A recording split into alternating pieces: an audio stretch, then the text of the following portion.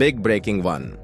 बांग्लादेश में तालिबान राज शुरू, मोहम्मद यूनुस का नया कांड देखकर कांप गई दुनिया। Big breaking 2। चीन के डीपसीक एआई चैटबॉट पर नया बवाल, अरुणाचल प्रदेश, अक्साई चीन, तिब्बत को लेकर दिया चौंकाने वाला जवाब। Big breaking 3। परमाणु बम वाला कट्टर इस्लामिक देश बनने जा रहा ब्रिटेन, आर्श सुनक के मंत्री का चौंकाने वाला दावा। Big breaking 4। चीन ने किया बड़ा चमत्कार, अब 2 मर्द मिलकर करेंगे बच्चे पैदा, इसमें महिलाओं की जरूरत नहीं होगी। Big breaking 5। अमेरिका में प्लेन और हेलीकॉप्टर की टक्कर में 67 लोगों की मौत के बाद ट्रंप ने किया चौंकाने वाला ऐलान। Big breaking 6।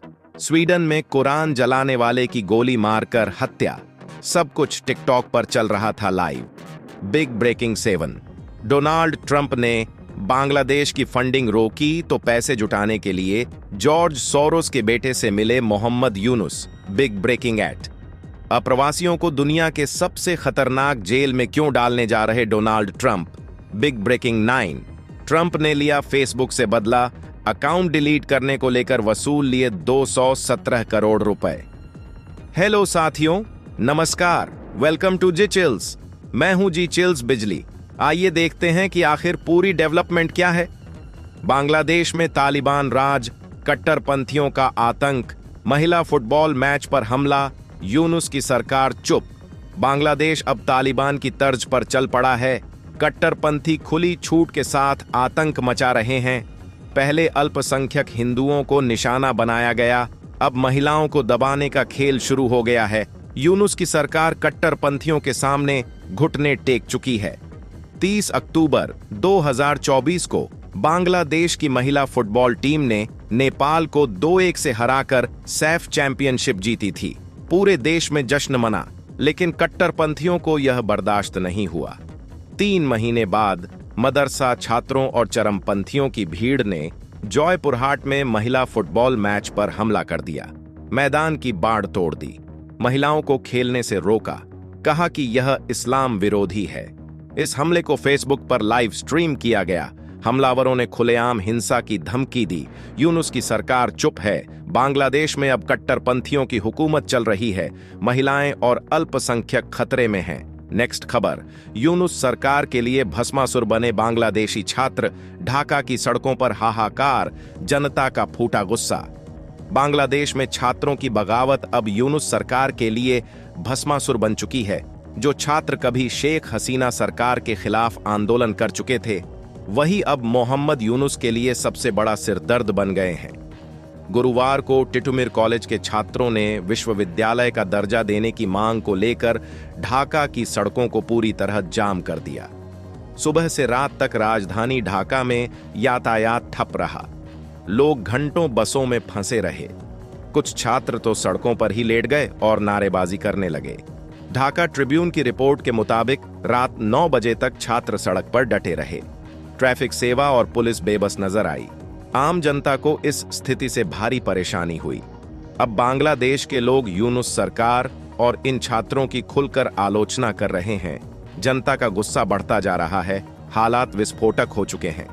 नेक्स्ट खबर, डीपसीक एआई का बड़ा खेल। चीन ने बनाया ऐसा चैटबॉट जो सच्चाई छुपाने में माहिर।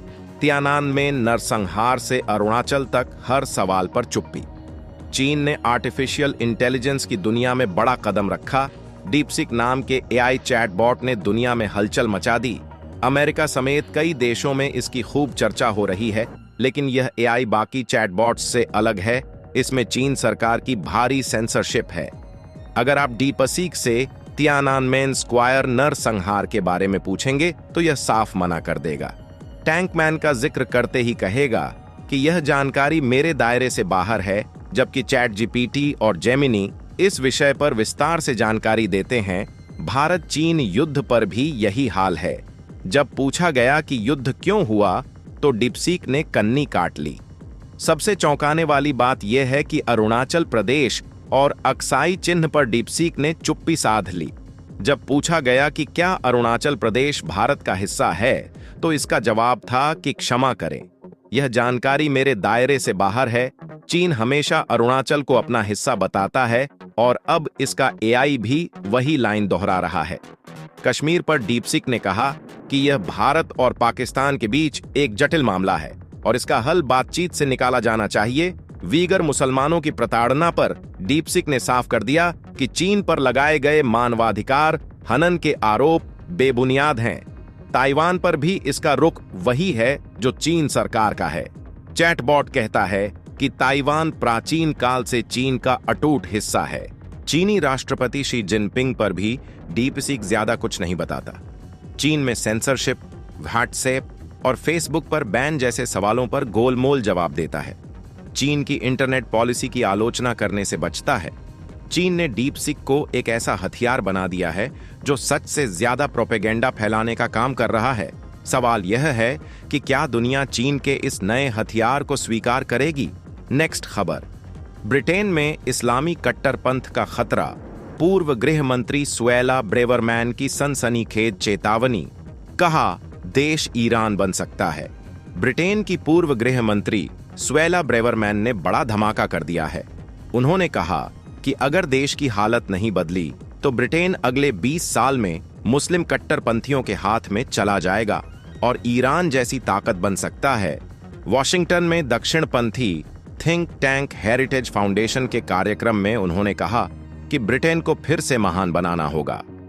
ब्रेवमैन ने चेतावनी दी कि शरिया कानून का असर बढ़ रहा है और ब्रिटेन की परमाणु क्षमता चरमपंथियों के हाथ लग सकती है। उन्होंने कहा कि अमेरिका के लिए सबसे बड़ा खतरा चीन या रूस नहीं बल्कि खुद ब्रिटेन बन सकता है। ब्रेवमैन ने खुलेआम डोनाल्ड ट्रंप की तारीफ की और उनकी वापसी को पश्चिमी दुनिया में प्रगतिशील सोच के अंत के रूप में देखा।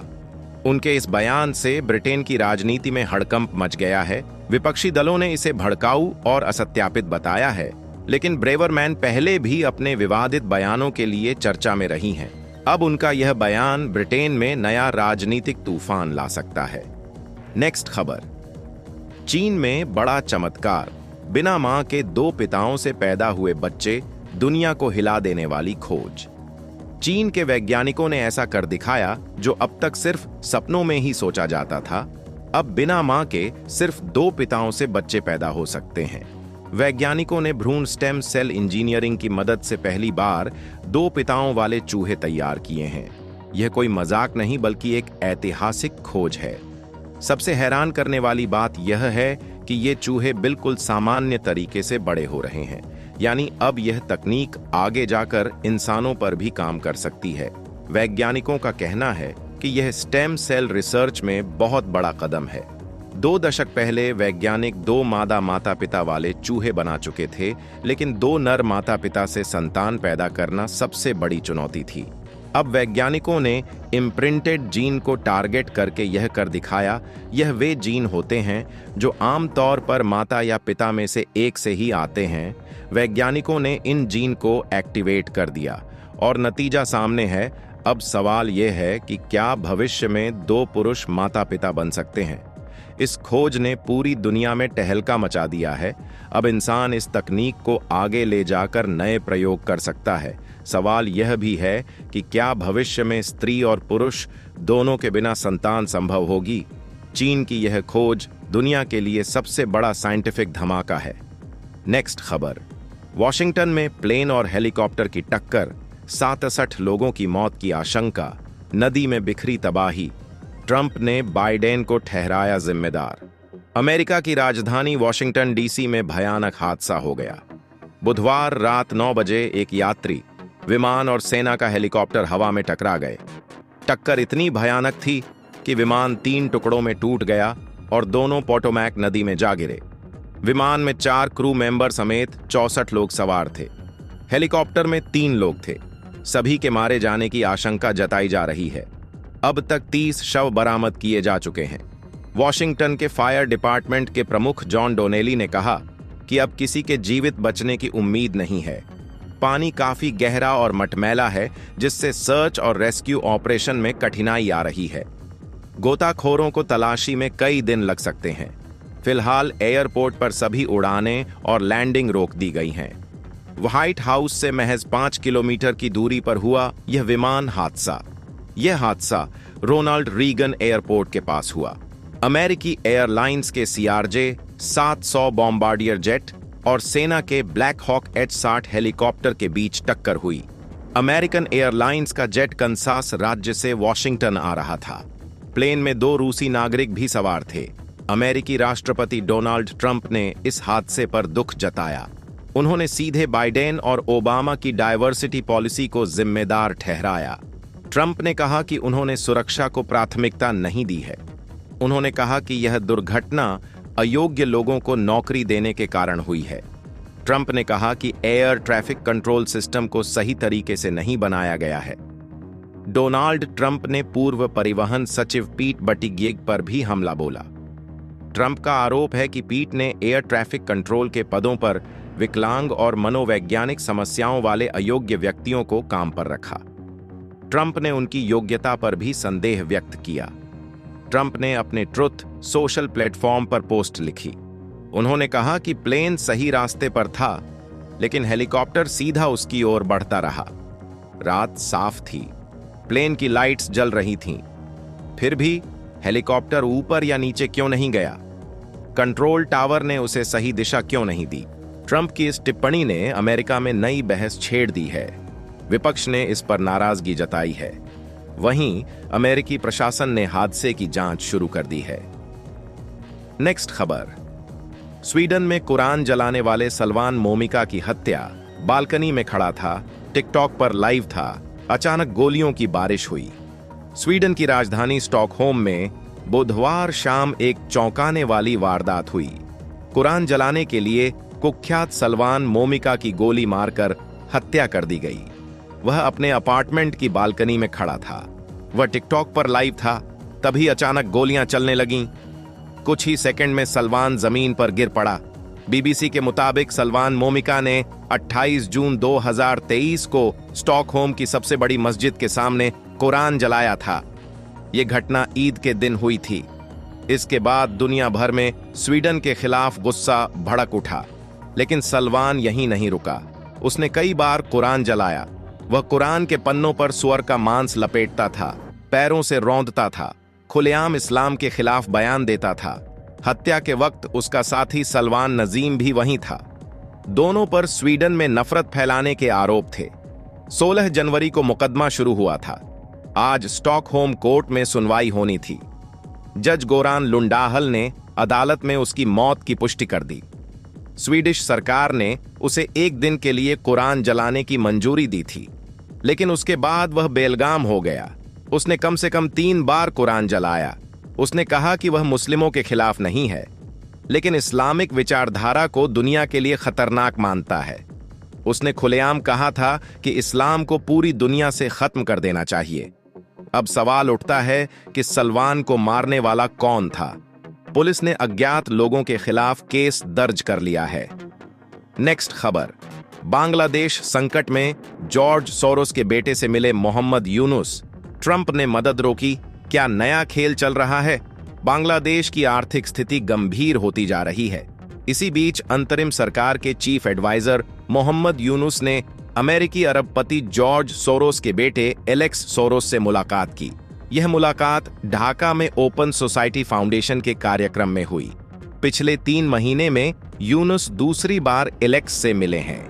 यूनुस ने सोशल मीडिया पर जानकारी दी कि बैठक में बांग्लादेश की अर्थव्यवस्था और सुधारों पर चर्चा हुई। डेली स्टार की रिपोर्ट के मुताबिक एलेक्स सोरोस ने यूनुस के प्रयासों की तारीफ की। इससे पहले दोनों नवंबर में न्यूयॉर्क में मिले थे। ट्रंप ने 26 जनवरी को बांग्लादेश को दी जाने वाली सभी मदद पर रोक लगा दी। उन्होंने शपथ ग्रहण के बाद विदेशी मदद रोकने के फैसले पर साइन किए थे। जॉर्ज सोरोस प्रधानमंत्री नरेंद्र मोदी के विरोधी माने जाते हैं। अब उनके बेटे और यूनुस की मुलाकात से कई सवाल खड़े हो रहे हैं। नेक्स्ट खबर, ट्रंप का बड़ा फैसला, ग्वांतानामो जेल के दरवाजे खुले, अपराधी अप्रवासियों के लिए 30,000 बेड तैयार, अमेरिका छोड़ो या जेल जाओ। अमेरिका में अवैध अप्रवासियों की उलटी गिनती शुरू हो गई है। राष्ट्रपति डोनाल्ड ट्रंप ने अपने दूसरे कार्यकाल का पहला bill Laken Riley act sign कर दिया। अब अपराध में शामिल अवैध अप्रवासियों को हिरासत में लेकर डिपोर्ट किया जाएगा। लेकिन यह यहीं खत्म नहीं होता। ट्रंप ने साफ कर दिया कि ऐसे अपराधियों के लिए सीधा ग्वांतानामो जेल का दरवाजा खुलेगा। ग्वांतानामो जेल कोई साधारण जेल नहीं है। यह दुनिया की सबसे खतरनाक जेल मानी जाती है। यहां दशकों से अमानवीय यातनाओं की खबरें आती रही हैं। 9/11 हमले के संदिग्ध आतंकियों को भी यहीं कैद किया गया था। ट्रंप सरकार ने 30,000 नए बेड तैयार करने के आदेश दिए हैं। व्हाइट हाउस ने ऐलान किया कि यह कानून अमेरिका को सुरक्षित बनाएगा। प्यू रिसर्च सेंटर के अनुसार अमेरिका में दुनिया के कुल 20% अप्रवासी रहते हैं। ट्रंप का संदेश साफ है, या तो अमेरिका छोड़ो या ग्वांतानामो जेल के लिए तैयार रहो। नेक्स्ट खबर, ट्रंप ने जुकरबर्ग से लिया बदला, 217 करोड़ का हिसाब चुकता। फेसबुक से निकाले जाने के 3 साल बाद आई जीत की घड़ी। अमेरिका में बड़ा धमाका हो गया। डोनाल्ड ट्रंप ने आखिरकार मार्क जुकरबर्ग को झुका ही दिया। मेटा ने ट्रंप को $25 मिलियन यानी 217 करोड़ रुपए का मुआवजा देने का फैसला कर लिया। एनवाईटी के मुताबिक दोनों ने इस समझौते पर दस्तखत कर दिए। ट्रंप के लिए यह एक ऐतिहासिक जीत है। फेसबुक ने 6 जनवरी 2021 को उनके अकाउंट पर ताला जड़ दिया था। तब वह अमेरिका के राष्ट्रपति थे। लेकिन जुकरबर्ग को क्या पता था कि ट्रंप का खेल अभी खत्म नहीं हुआ। ट्रंप ने मुकदमा कर दिया और अब मामला उनके हक में सुलझा है। मुआवजे में से 19 करोड़ रुपए ट्रंप की राष्ट्रपति लाइब्रेरी के लिए जाएंगे। बाकी रकम कानूनी लड़ाई और अन्य खर्चों में लगेगी। यह सब तब हुआ जब ट्रंप ने नवंबर 2024 में चुनाव जीत लिया। इसके बाद जुकरबर्ग को एहसास हुआ कि अब मामला निपटाना जरूरी है। वह खुद फ्लोरिडा पहुंचे, ट्रंप के रिसोर्ट मार-ए-लागो में मुलाकात की। इसके 1 महीने बाद शपथ ग्रहण समारोह के लिए मेटा ने 8 करोड़ रुपए का दान भी दिया। जुकरबर्ग भी इस समारोह में पहुंचे और ट्रंप की जीत को स्वीकार कर लिया। ट्रंप और जुकरबर्ग के रिश्ते हमेशा से तूफानी रहे हैं। ट्रंप ने 2017 में फेसबुक को ट्रंप विरोधी बताया था। फिर जब उनका अकाउंट बंद हुआ तो दुश्मनी और गहरी हो गई। मार्च 2024 में ट्रंप ने खुलकर गुस्सा निकाला और फेसबुक को लोगों का दुश्मन कहा। लेकिन राजनीति में कोई स्थायी दोस्त या दुश्मन नहीं होता।